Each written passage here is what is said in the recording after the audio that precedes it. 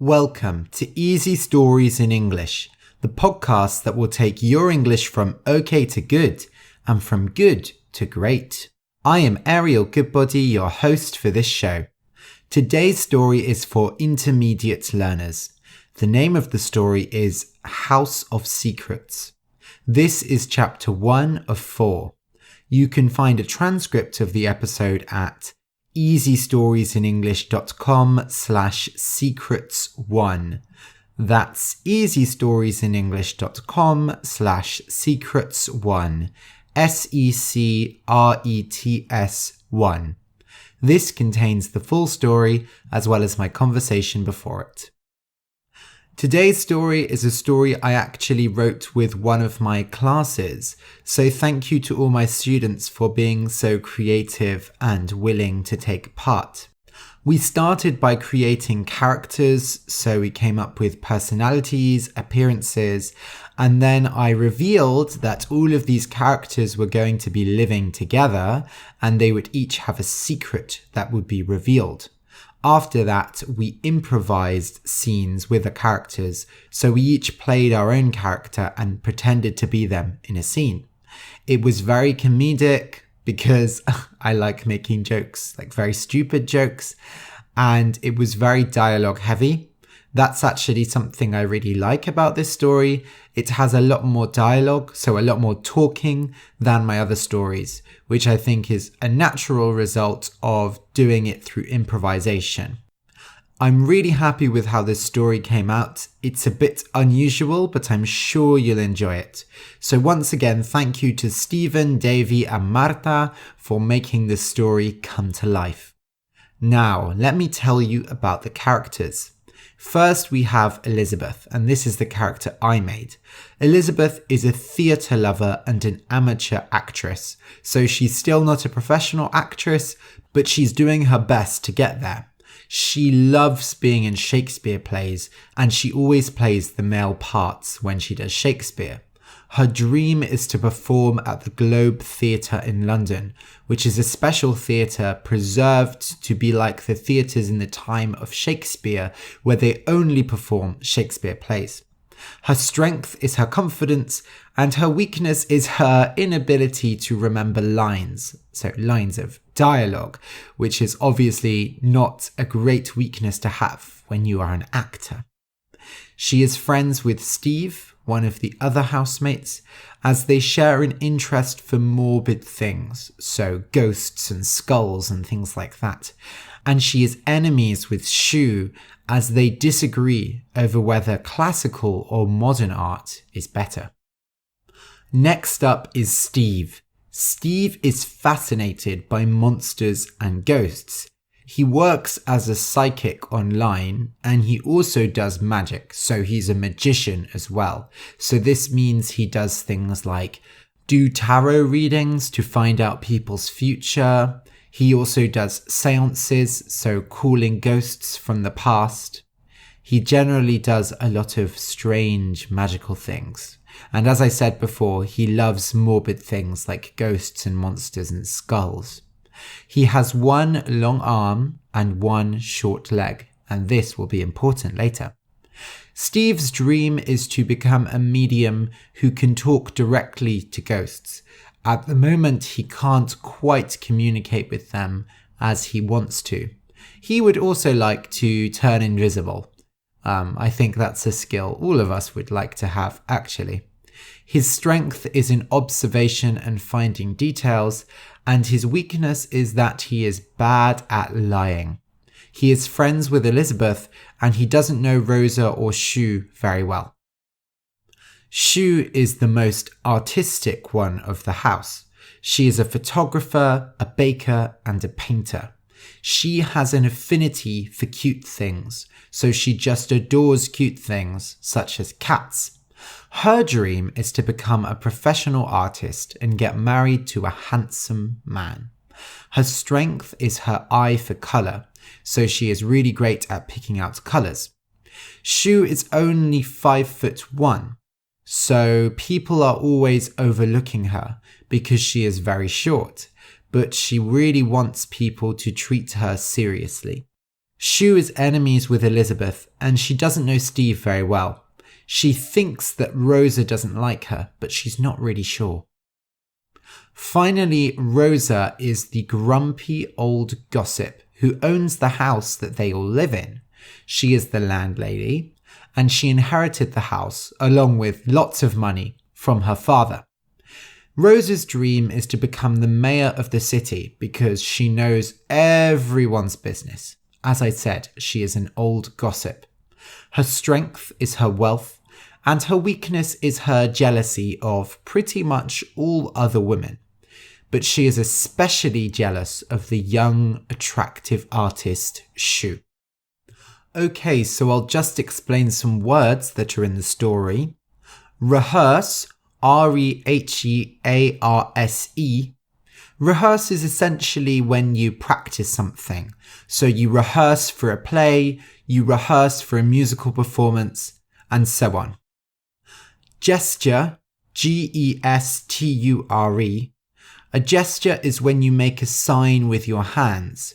For example, if you put your thumb up, it means good. At least in the UK it does. An amateur production is a play that is not professional. So amateur means when you do something and you are not a professional, you just do it for fun. And a production is when you put on a play. Applause, A-P-P-L-A-U-S-E. Applause is when you clap after a play or a musical performance to show you really enjoyed it. A seance, S-E-A-N-C-E, is when a psychic or a magician talks to the dead. Traditionally, seances involve sitting in a dark room around a table with candles in the middle, everyone holds hands, and you call forth the ghost from the other side. Pulling out weeds. So weeds, W-E-E-D. Weeds are plants that grow in your garden, but you don't want them. They're bad plants and they spread very easily. They're usually quite ugly. So if you don't want weeds to be there, you need to pull them out. Another thing you can do to make your garden tidy is to mow the lawn. Mow, M-O-W, means to cut the grass, and the lawn is the patch of grass in your garden. Finally, summon, S-U-M-M-O-N. Summon means to call forward something, but specifically it's often used for summoning ghosts or summoning demons or monsters, something magical. Remember, if you would like to book an online class with me, you can go to the website easystoriesinenglish.com and click classes at the top. I would love to teach you and make some stories together. So, listen and enjoy. House of Secrets, Chapter 1. Rosa stared at her renters, and her renters stared back at her. They were all gathered in the living room of her house, sitting on the ancient sofa, looking very annoyed at being there. Shu probably wanted to be outside taking pictures of traffic lights and dogs, and Elisabeth had been loudly rehearsing Macbeth in her bedroom when Rosa called them all down. She didn't want to know what Steve had been doing, but he looked the same as always, like a naughty child. So you can probably guess why I've called you here, Rosa said, crossing her arms. You're joining the circus, Elisabeth cried out hopefully. Rosa scowled. Of course not. You want to see my bone collection? Steve said, smiling wickedly. No, please no. You want to model for my photo project? Shu said. No! It's because of your rent, obviously. Shu, you owe me 2 months, and Elisabeth, you haven't paid me anything. Then why am I here? Said Steve. I pay my rent on time. Well, sometimes.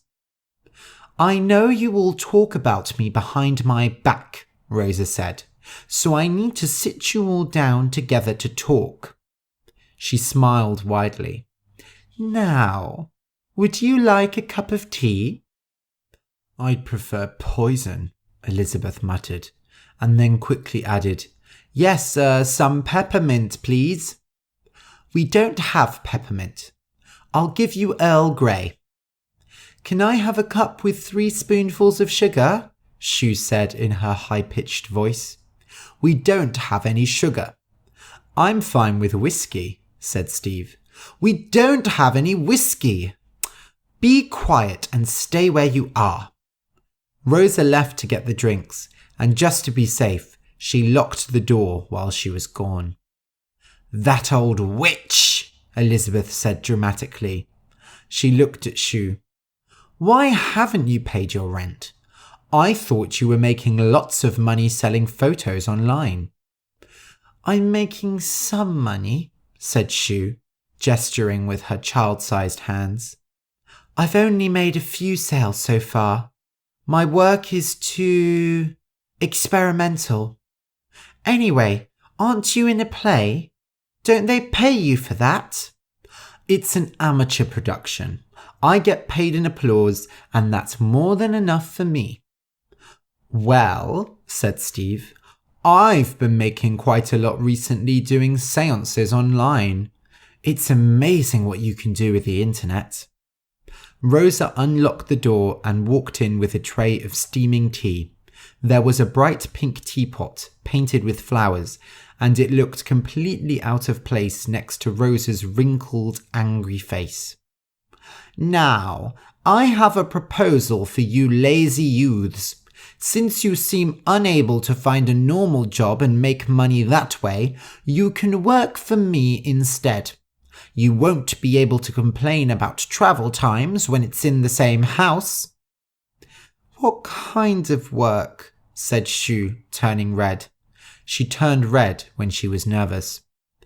Cleaning up this place. It's a beautiful old house, but buildings like this need work to look their best. I'm sure you've all seen the attic, full of dust and boxes and old books. Shue, I want you to clean it out. Get rid of all the dust, the spider's webs, and organize my belongings. There are some valuable antiques in there. Me? Just because I asked? She looked to the other two for help, but they ignored her. Don't be ridiculous, Rosa said, holding her flowery teacup tightly in her hand. I have jobs for all of you. Elisabeth, you will sort out the garden. The garden? We don't have a garden. We have a forest. Well, it should be a garden. Don't look at me like that. You just need to pull out the weeds and mow the lawn. It will only take a few days. I can't be doing that. I have to learn my lines for Macbeth. Don't you care about the theatre? Absolutely not, said Rosa, sipping her tea with pleasure.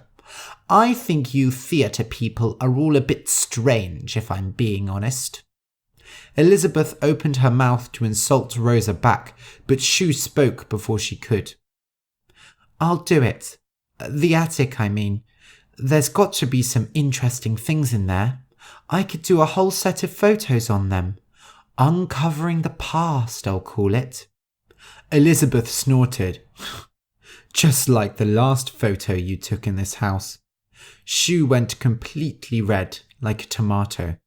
What's this about? Said Rosa. Have you been taking photos in my house without my permission? Don't worry, said Steve, putting down his untouched tea and standing up. It was very artistic. Now I have some business to deal with. I'm sorry I can't stay and chat all afternoon, but I've paid my rent, so I suppose I can go. Rosa smiled, revealing dozens more wrinkles. Of course, Steve, as long as you're not doing any of that magic. Of course, Rosa, you can trust me. He smiled at Elisabeth and headed upstairs. Elisabeth tried to get up and leave as well, but Rosa pushed a cup of tea towards her, almost spilling it on her. You can't leave yet, dear. You haven't finished your tea. And you haven't said yes to my agreement yet." She smiled again, and Elisabeth thought she looked just like one of those monsters that Steve was always trying to summon. End of chapter 1. I hope you enjoyed the story. You can support the podcast by leaving a review on iTunes. Search for Easy Stories in English, give us a star rating, and say what you like about the show. It would really help us grow. Thank you for listening, and until next week.